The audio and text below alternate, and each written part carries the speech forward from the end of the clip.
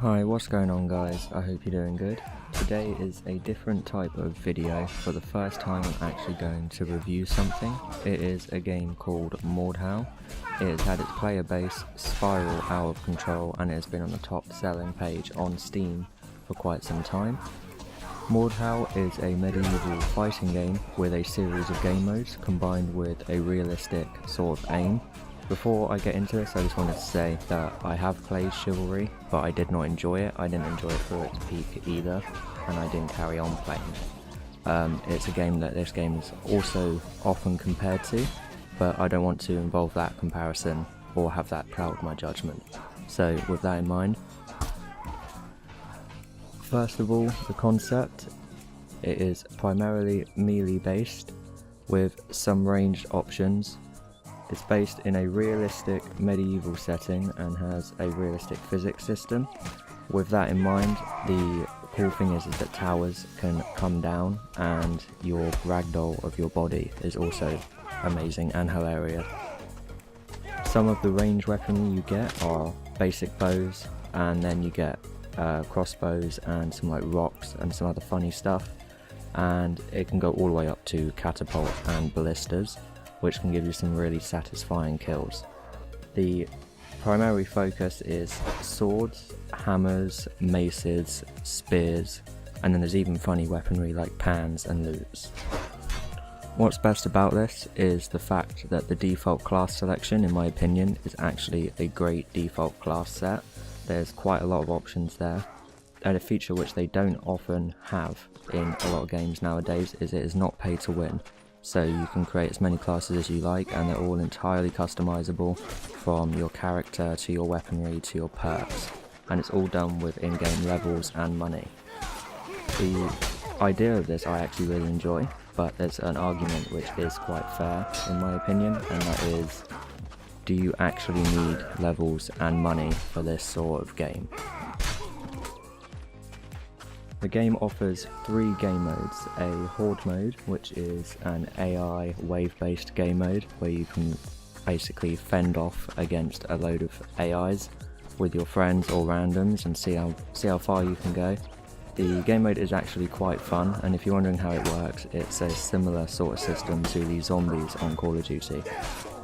The second game mode is Frontline, where you get a Battlefield Rush-esque vibe, but with the medieval twist. So a large map, 64 players, and you all fight for the zones which are spotted on the map. If you take over a zone, you can spawn there. So the first team to lose all the zones or tickets will obviously lose the game. Tickets is normally your player respawns. However, in this game mode, a loss doesn't actually necessarily mean you had a bad game. You can enjoy the game without winning, which is something I haven't had in a video game for a while.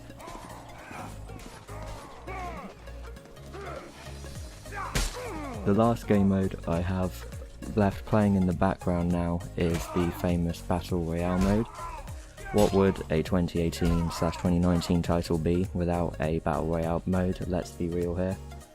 So I for one actually enjoy this game mode despite sometimes getting crap spawns. The system is quick, so which means that you'll be fist fighting in the lobby and back in game in no time.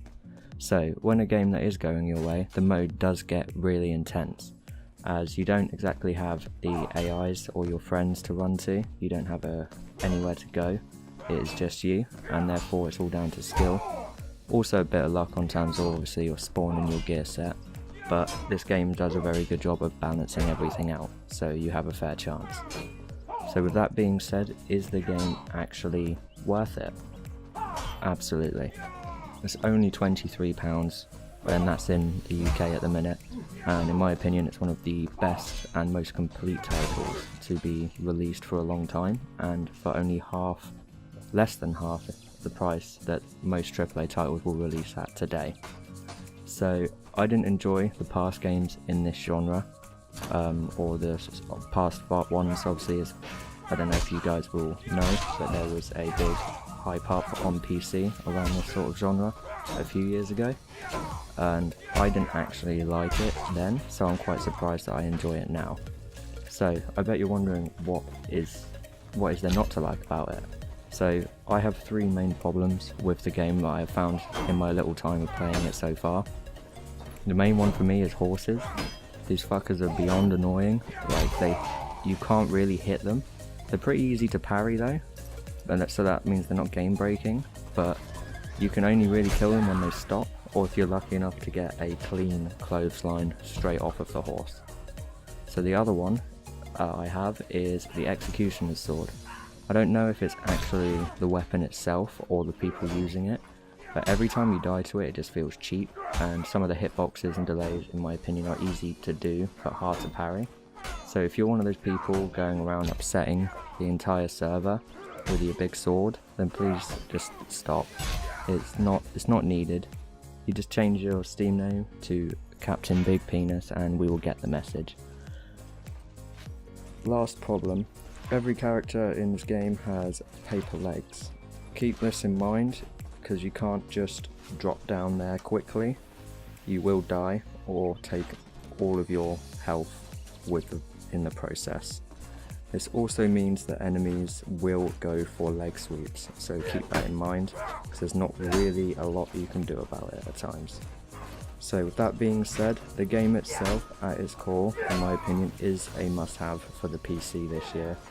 If you like tactical sword fighting along with the medieval concept and mass amounts of players and a load of just chaos, then this is definitely the game for you.